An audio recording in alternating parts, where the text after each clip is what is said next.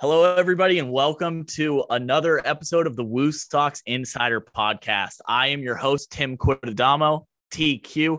He is your host on this side, Chris Bergstrom, as always. I'm just along for the ride. And we have our producer, Dylan McCaffrey, DCaff, but there's nothing low energy about him. On the call, as always, and today we have a very special guest, the man behind the curtain in the clubhouse. It is Clubhouse manager Mario Oliveira. Mario, thanks for coming on. It's great to have you. Well, thank you. That was a nice introduction. I appreciate that. You know, I think a lot of people are really interested in what goes on behind the scenes.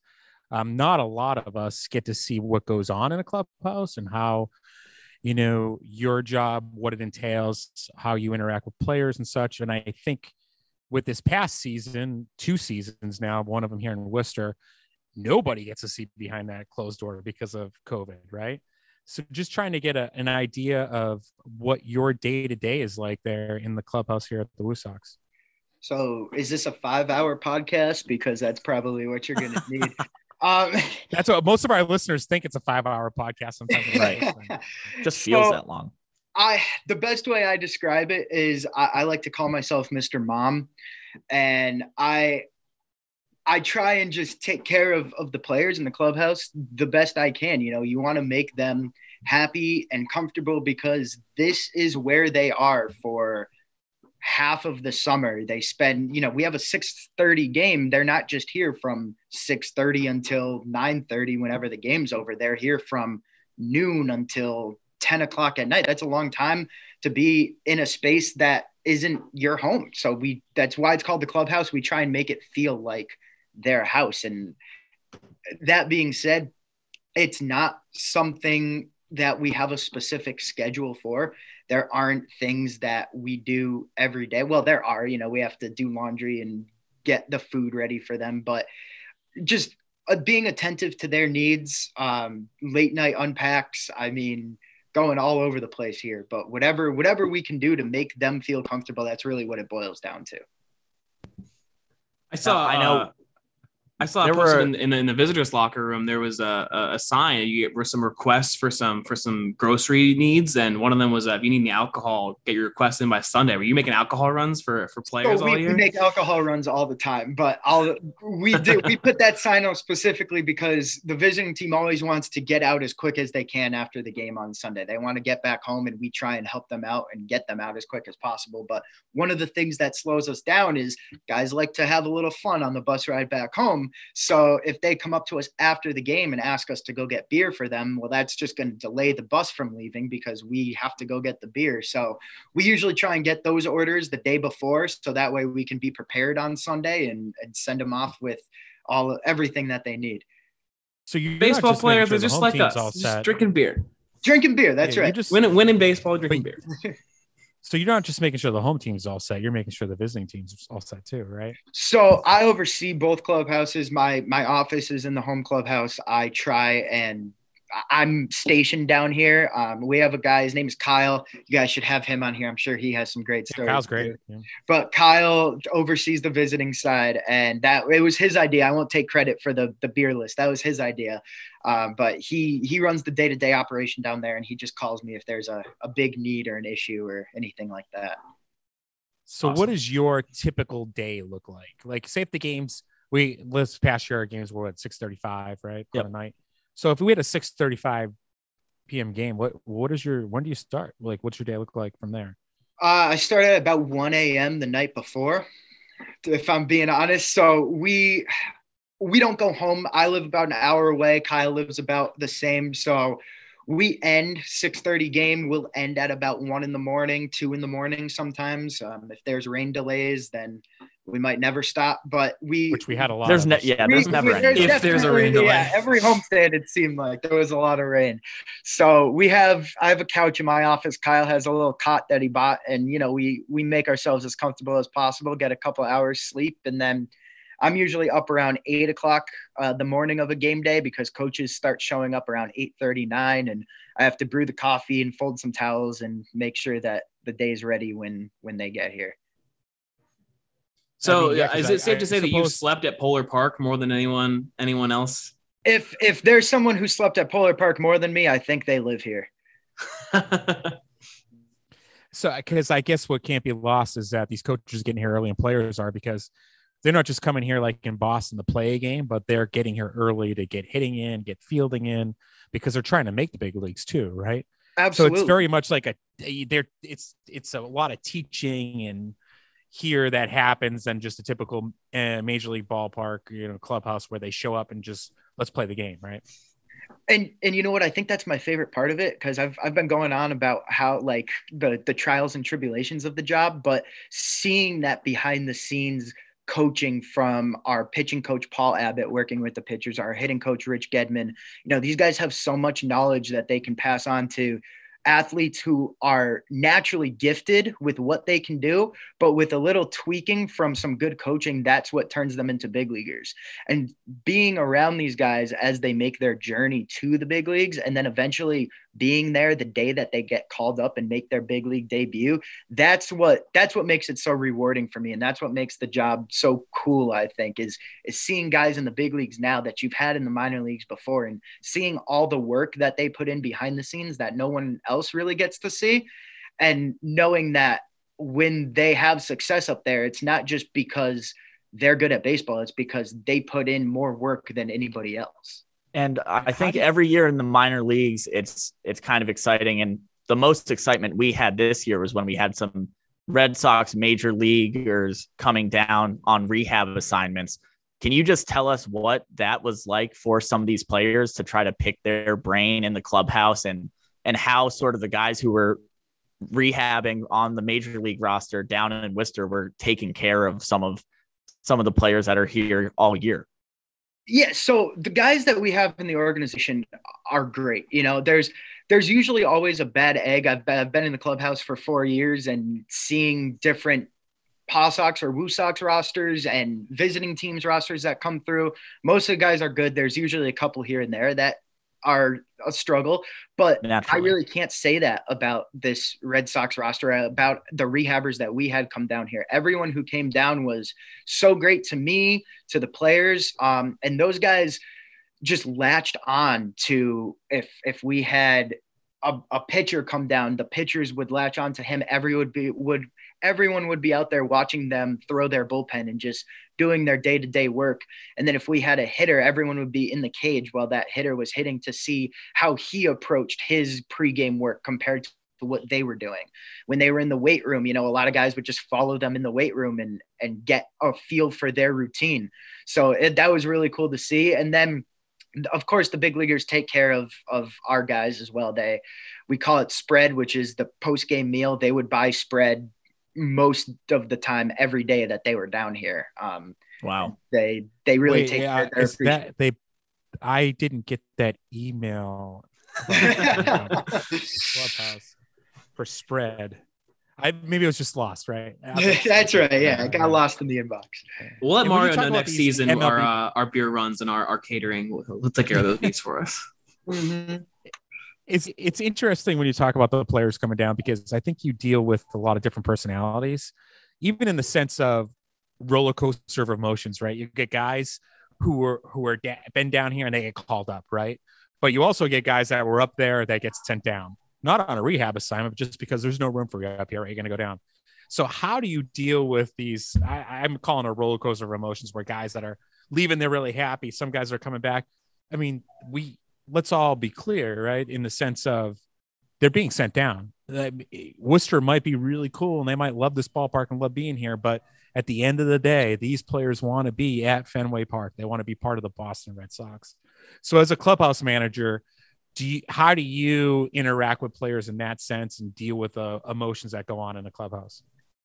Well, I can't control whether they get called up or sent down, right? I'm not the one who tells them that they've been demoted to Worcester, they've been called up to Boston. So that's out of my hands, and I understand that. But what I try and do is I just try and treat everyone here the same way, whether it's a guy that just got called up from Portland and might be making a spot start for us, or the most popular player on the Red Sox roster getting sent down for a rehab start. Everyone here I try and treat as though they're in a big league clubhouse, because really that's the standard that I try and live to. And my clubhouse assistants, you know, I try and drill that into their heads as well. So when they get sent down, at least the service that they're getting from us, it really shouldn't change. And that's, I just, you know, I try and treat them like they're big leaguers. I try and treat everyone like they're big leaguers. And how much do you interact with Boston? Like, I know Tommy up there runs the big league clubhouse, and, you know, Pookie in the visitors clubhouse. Pookie's been there for a long Josh time. So now, is Tommy, too. Right? Like, yeah. So we have the connection with Josh. Josh was our clubhouse manager in 2019 and 2020, and I worked under him. So when he got the call to Boston is actually when I stepped up and kind of tried to fill his shoes. And Josh, there's really no one better to learn from. I mean, I've heard from different clubhouse people around the league about Josh, and Josh definitely has that reputation. So I call Josh almost on a daily basis if there's a situation that pops up. I had a player this year. You guys wanted some stories. Here's a story. So I'm not going to say a name, but during the alternate training site, we started with the alt site before the regular season, and we had a couple players filter in and out. And he was here during the alt site, and on his third day here, he walked into my office with his pants, his baseball pants, and he handed them to me, and he just said, "I retire," and he walked out. This is like my second week as a clubhouse manager. I had no idea what to do. So I go to Billy, our manager. Did you just say, like, congratulations? I was like, great career. Okay. So he walked out the door. I went to Billy, our manager, and I said, "Hey, this guy just retired." And Billy said, "No, I think he was just messing with you." And I was like, "I don't think so. Like, this isn't the kind of guy who would really." He gave me his pants, Billy. Yeah, like, he doesn't have pants. Here they are. Here's the proof. Yeah. So Billy's like, no, I'm going to call him. So finally, Billy gets through, and this guy's at the airport, like catching a flight to go home. And Billy goes, "Wow, yeah, he retired. He's out." So it's like AB in Pawtucket. Like, yeah, let's go. He's done. So I talked to Josh that night, and I told him the story. Well, he was the one who brought it up because he had heard about it, and he was like, "What did you do?" And I said, "I didn't know what to do." Like, I didn't want to call him because he wouldn't really know what to do. So that was that's one of those where now looking back, I would call him immediately and be like, "Do I run after him? Do I stop him from going to the airport?" You have so much to play for.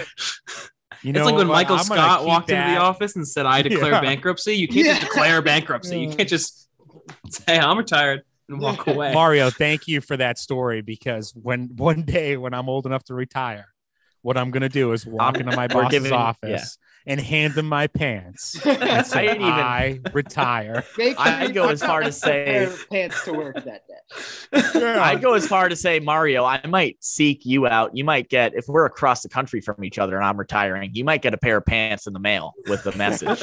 I would know exactly what it means. And I'd have to call your boss and I'd have to say, "Don't go after him. He's done."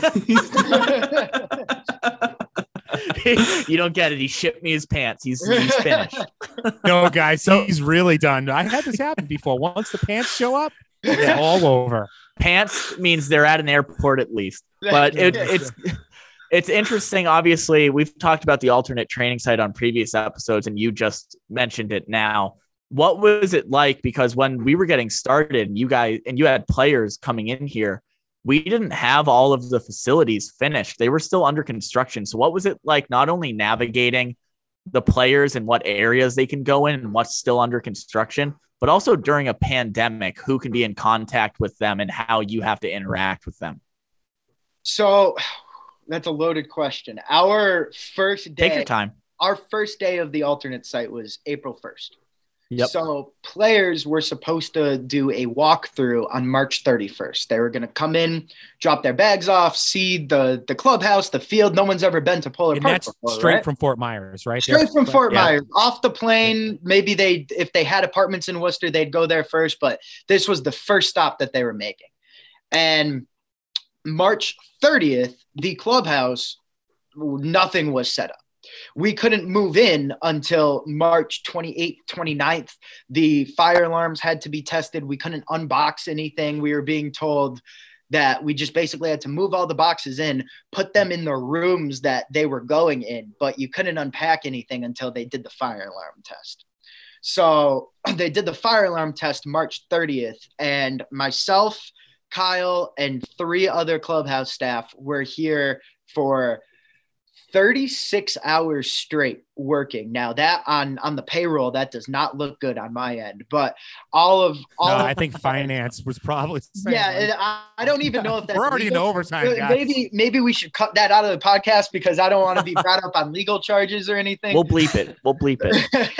But they so the next day we wake up. I mean, we slept for about an hour and then we had to get right back to work. We wake up and there's contractors in here. This place was filled with about 50 contractors doing punch list things to get the clubhouse ready. And I said, there's no way we're going to be able to get players in here. They're supposed to be here in 2 hours and we've got 50 people. The clubhouse is supposed to be on lockdown. There's a list of people that can be in the clubhouse when players are here. And none of these contractors are on that list. So we actually had to bang the walkthrough that day. The players didn't end up showing up until April 1st, which gave us a little bit of time, but it was a race to the finish to get everything ready. And we were still unboxing things well into the season. I probably still have things in boxes that haven't come out yet. We're finding that everyone we've been talking to, whether it's people in the front office, executives, day of games staff, you guys who are working down in the bowels of the stadium, the unions that were building the ballpark, because of the delays due to COVID and everything, the timeline we had and opening day, every single aspect was a race against the clock in the 11th hour. Yeah, and there's been this sort of camaraderie that's been born out of the chaos that's encouraging to talk about, where I remember I've had conversations with DCaff and Chris where I've kind of held on to it and thought like, oh, man, my whole world is flipping upside down in this race to get ready for opening day. And then kind of talking to other people in the organization and they say the same thing. And there's a sense of comfort almost in, okay, this is just crazy for everybody. Absolutely. Yeah, I understand. We were probably the first department to go through that because for the alt site, we were really the only ones on property. But right. Everyone, once opening day rolled around, they were going through the same thing. Everyone, we talked about opening day all last week's episode. If everyone hasn't listened to it, they should. We talked about how the scheduled opening day was not May 11th. It was April 12th. Do you think that you would have been ready to go on April 12th if we had a ballpark full of people coming in? Well, we were ready on April 1st, right? That's the theme, so I think. We all don't get me wrong, though. It's a good thing that it was pushed back. It definitely gave us a little more time to get ready. We would have gotten it done for April. We would have gotten it done. Yeah. More time always helps. And I think after talking so much about opening day, the 3 of us last episode, we kind of decided anybody that we interview from the front office or that worked at Polar Park in 2021, we kind of want to ask them the question, what was opening day like for you, Mario? Do you remember it? Oh, I'll always remember. It was a great day. It was so much fun. I was out on the field for the pregame ceremonies, and it was a blast. And they really did it up, and they put on a show. But honestly, we'd been going for about a month and a half at that point, and we started on the road. So we were kind of full swing into the season by then. That other than the pregame ceremonies, it kind of just felt like a normal day, if I'm being honest. Like, we knew how special it was, but as far as an operational standpoint, we were just status quo. What was your highlight? What was your favorite part? Put you on the spot. When they announced Rich Gedman, probably, and just hearing the reaction that he had, because Geddy, if you guys haven't had a chance to meet him or talk to him, he's an incredible guy and he'll do anything for anybody. And it's nice to see him get that recognition back, because he doesn't often. He's a hitting coach. He doesn't like the spotlight, but he definitely deserves the spotlight. He came on our holiday caravan last month. We were going to food kitchens, going around giving gifts to kids, and he was great the whole time. Yeah, he is. He's a man of the people for sure. Now, I'm gonna quiz you, Mario. Okay. Oh boy. How many transactions did we have last year when you talk about players going up or coming down? Because I know it was a record amount. Like, if we talk to Bill Wanless in our staff meetings, to be like, this is the most we've ever had as an organization, and not just WooSox, but with our PawSox history too. And I don't think people realize that every player that walks in the door just doesn't have their own jersey. Right. You are like, this player gets this number and you get this. I'm changing the nameplate. And like, so kind of talk about that a little bit, like with all those transactions and just keeping track of your inventory. When we talk about inventory, like pants, jerseys, hats, and because you have to work with a budget too. Absolutely. Right? So Absolutely. how does that work? So a lot of guys wearing sizes that didn't fit them, a lot of jerseys, hats, whatever it may be, because that's what we had. But I believe, to answer your question, it was 72, I want to say. That's either crazy. 71 or 72 different players put on a WooSox jersey this year. Now, with that being said, if those players were here, they were here for a reason, right? It's because we had a guy get called up, sent down, they were filling in for somebody most of the time. But it did get to crunch time when we had a few rehabbers here at one time, and we had a taxi squad of players from Portland, and our clubhouse was absolutely full, and we did not have the adequate jerseys for those guys to wear. So it would come down to a half hour before game time, and a pitcher got put on the IL. So I went to that guy and I said, "Hey, you're on the IL. Is it cool if I take your number and I give it to this guy today? Because he's a large jersey. You wear a large. And right now he's in a XXX. So I think he's going to be a lot more comfortable with your number." And, it honestly really helped that we had a lot of good guys here because they were very understanding, very cool with whatever we gave them. They were just happy to be here, most of them. So that helped a lot. But Kat in the team store, we ran out of hats probably by month 2. So every time we got a new player, I was running down to her, and she knew whenever she saw me, she would immediately go to the hats and ask me what I needed. So I definitely took a lot of her inventory. So if anybody tried to buy hats and they didn't have them in the store, they were being used in the clubhouse. That's all we could do. So for those listening, it really is the opportunity to buy on-field hats from our team store. Absolutely. It's what the players wear. We get it straight from them. And then you have front office people like myself, which I did a lot this year. Since it was our first year and a year full of firsts, I'll be like, I sent an email right away like, "Hey, Mario, I know so-and-so was just pitching down here the other day. Can I have their jersey?" And you're like, and the answer would be... Maybe like, we gotta see how maybe many yes. Exactly. They're like, talk to me at the end of the year because I have to use this jersey. And I'm like, please don't use it too much. One of the things that Josh did all of the ordering for our preseason last year. So that was good. He knows from being around to order extra blank jerseys, and those came in handy because when we had players that needed jerseys, we would take those blanks to a place in Boston that the Red Sox use, and we would have them sew on the jersey number and their name and get it all good to go. And sometimes this would happen an hour before game time. So we'd have, clubhouse staff hauling butt to get back to the clubhouse in time with the jersey to use for the game that's going to be used that day. And, the stitched on, so our normal jerseys are not stitched on, they're subluxated. And the stitched on jerseys and the subluxated jerseys, you'd probably never know that there was a difference, because I think that company did such a good job of you putting those numbers on. That really helped us out. If we didn't have those blank jerseys, we would have to have guys like switching jerseys in between innings, or it would have just gotten crazy.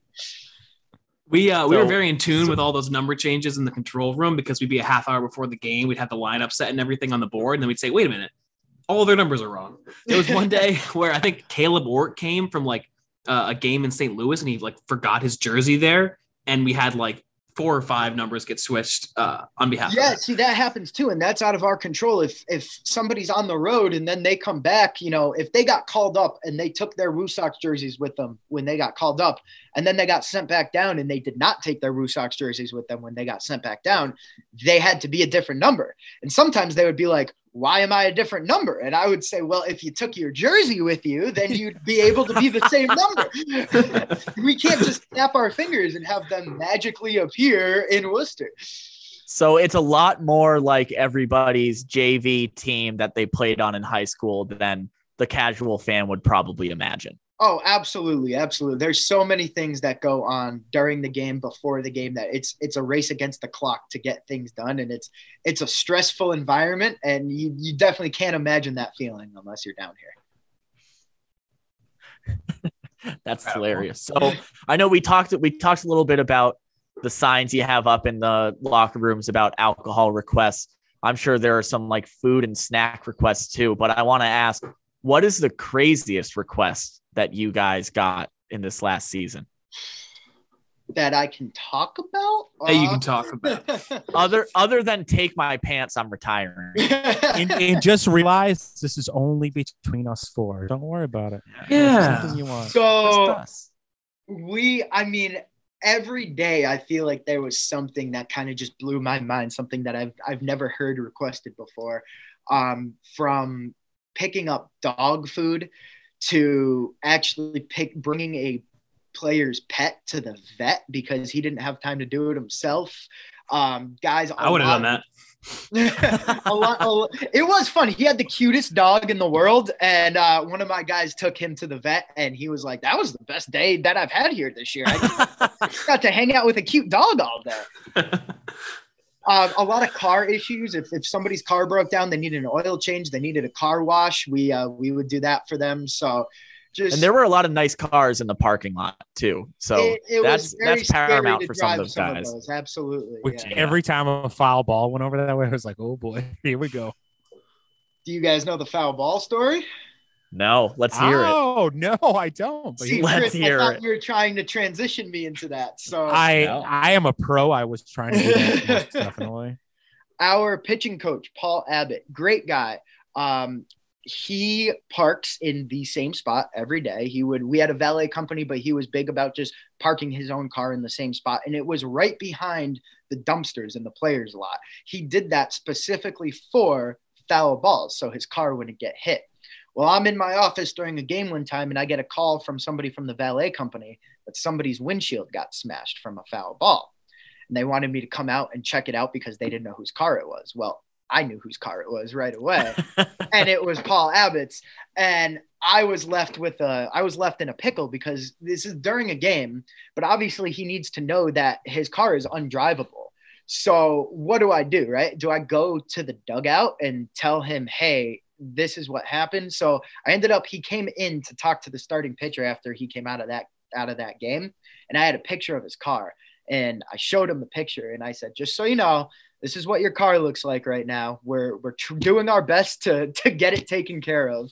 And he was understanding. He knew that there was nothing that me or anybody else could have done. It was just terrible luck. But if you look at the way his car was parked, it had to be the perfect trajectory to smash that windshield. And those dumpsters are like 20 feet from the side of the building, like to not hit the roof and to hit the car. It was a magnet. It had to be perfect. And the baseball, I don't know if you guys can see that. It got pretty messed up.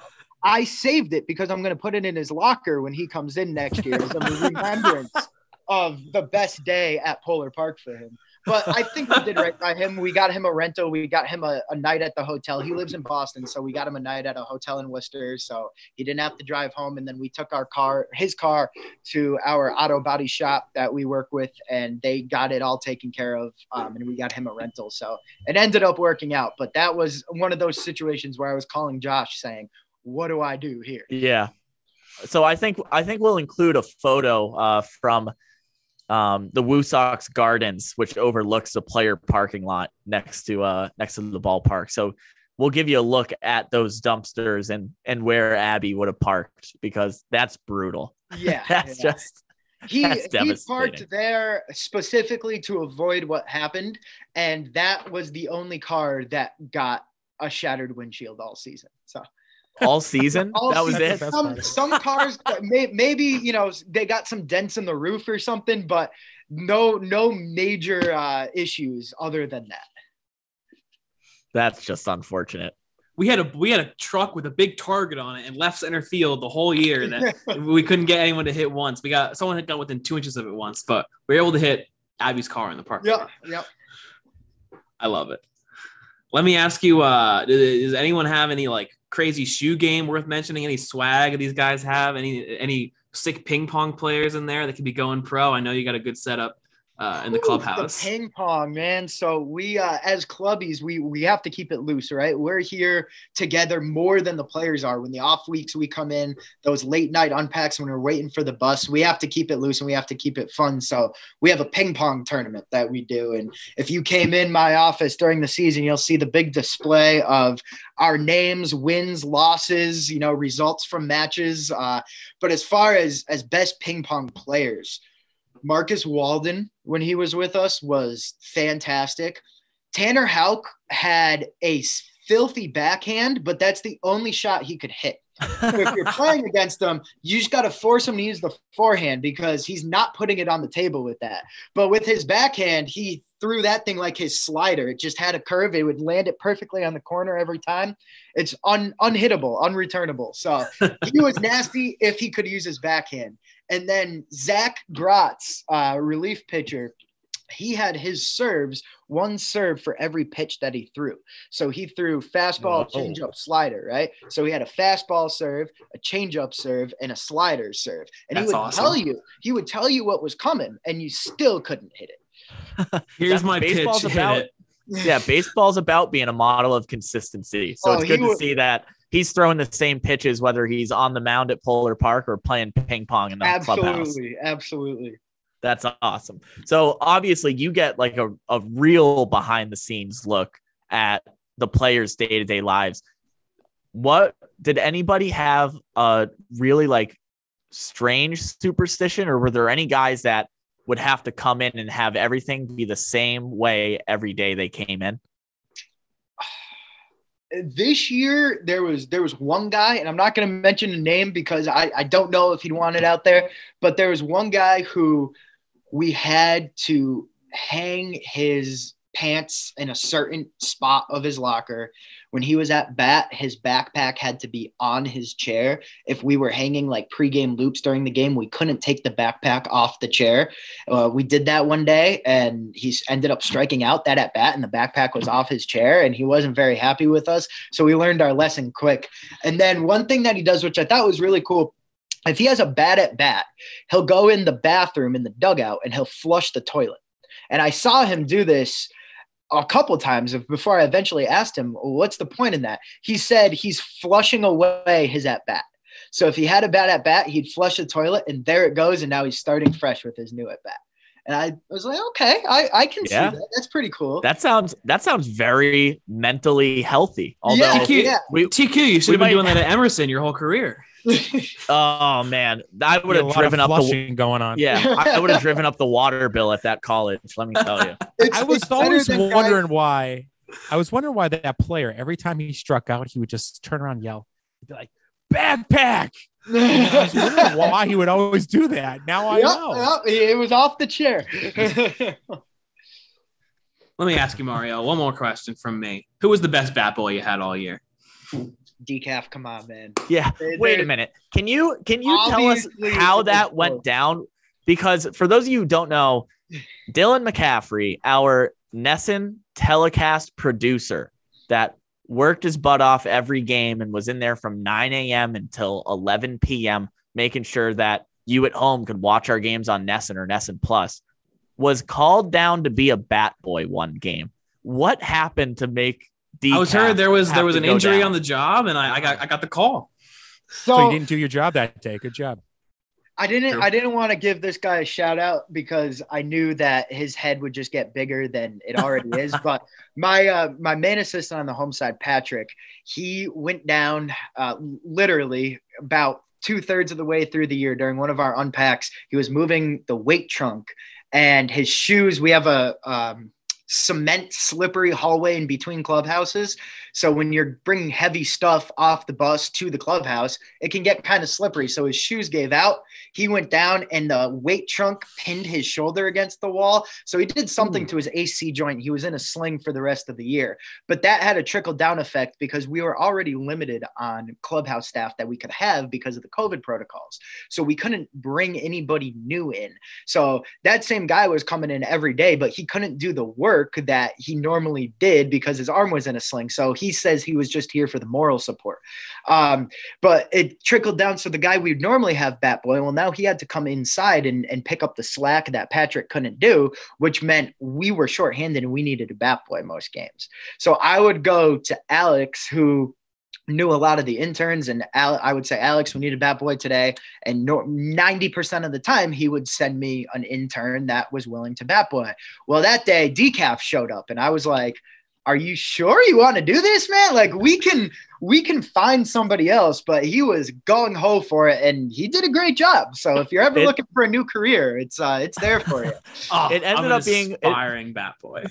It ended up being a really fun part of the telecast that the broadcasters had some fun with as well. But DCaff, I'm going to put you on the spot for a second. And by the way, Alex Richardson, who does an incredible job in the community, in our community relations department, and oversees oversees our ushering team, is who you were mentioning you always go to. DCaff, you, Alex Richardson, and our director that day, Mike DeMars, had a pretty funny misunderstanding when they came up to you and asked you if you wanted to be the Batboy. Do you want to walk us through that?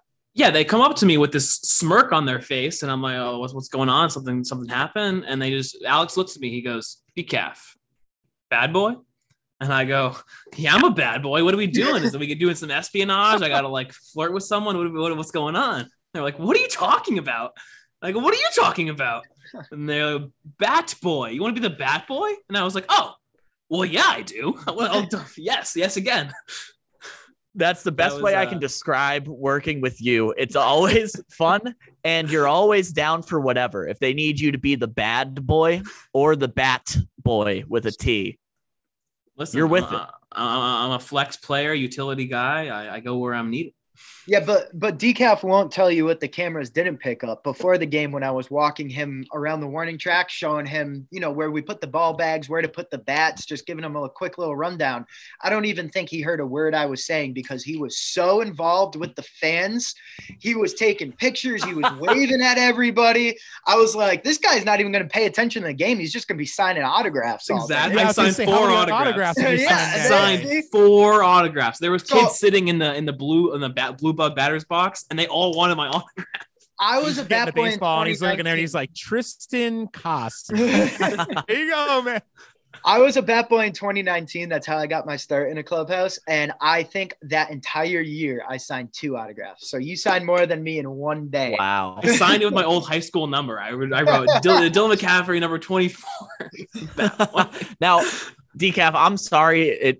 I feel like I might be calling you out a lot about this, but it was just so much fun to watch from up in the control room. You did say afterwards that you felt like it was a little demeaning when fans were calling you, "Hey, Bat Boy." So Mario, I don't know if any of your guys kind of felt the same way and a little disrespected being called Bat Boy.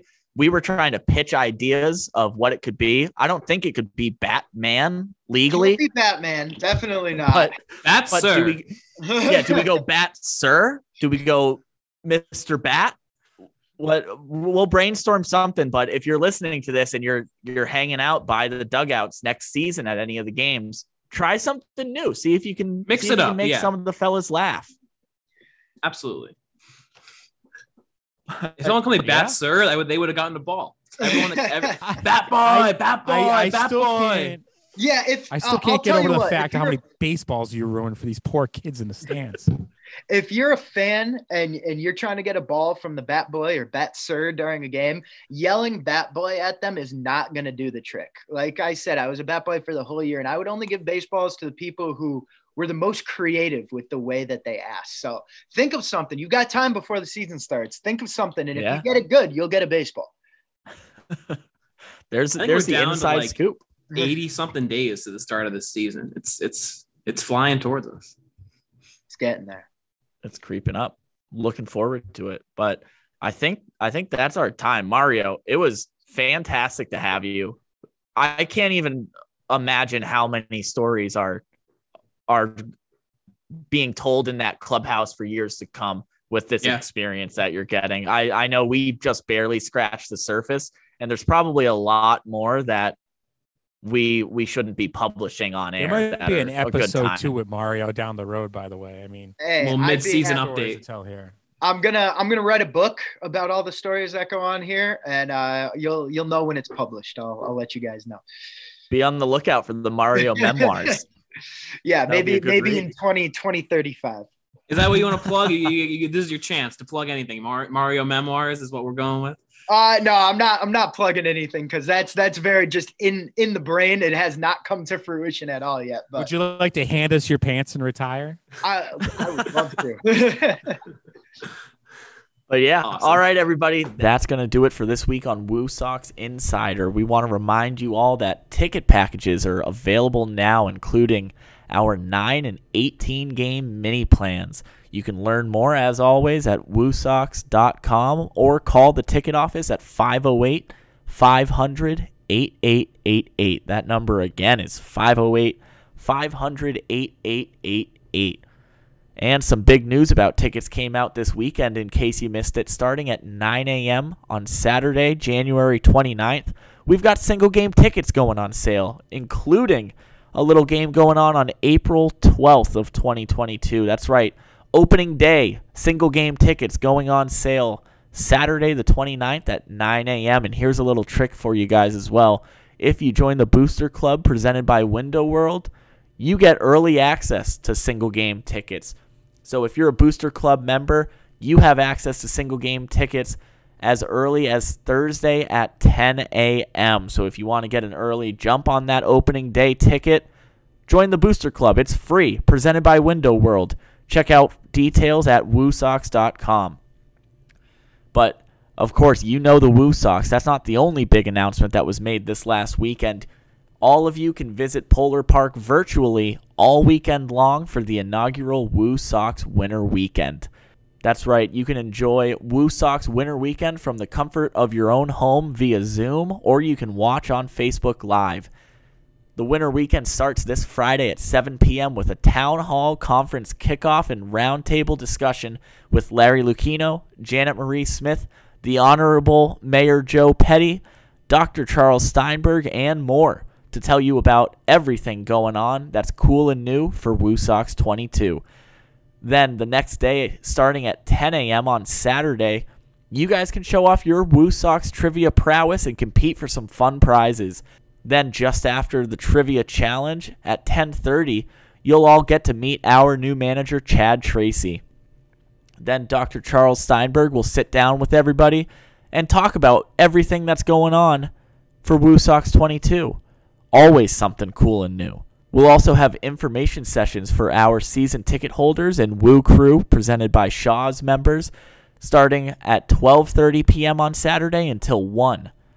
Then after that, some of our WooSox players, some of the stars, will compete in some teammate challenges. So if you want to meet some of the players, if you didn't get a chance to last year with all the COVID protocols, they're really excited to meet you guys. They're going to play some fun games for you. Another benefit of the Booster Club presented by Window World is you get access to an exclusive session featuring 2004 World Series champion Keith Folk is going to be in attendance virtually for WooSox Winter Weekend starting at 2:30 p.m. on Saturday. Then we'll wrap things up with a live edition of this very podcast. That's right, WooSox Insider with its first live show at 3:10 p.m. on Saturday. And you thought that's a lot. We're not done yet. You can catch the finale to Winter Weekend on Monday night with a celebration of Jackie Robinson in honor of what would have been his 103rd birthday on the eve of Black History Month. Tell your friends to tune in this weekend. You'll see us live. What a dream come true. It's WooSox 22. Always something cool and new. Ooh, yes. Say it, Mario. DQ, can I just say I was in charge of getting a lot of those players to do the Zooms, and they were super excited about it. They didn't get to have much interaction with the fans last year because of COVID. So they're excited to get to know the people of Worcester and do what they can for the ball club. So it should be a good time. It's awesome.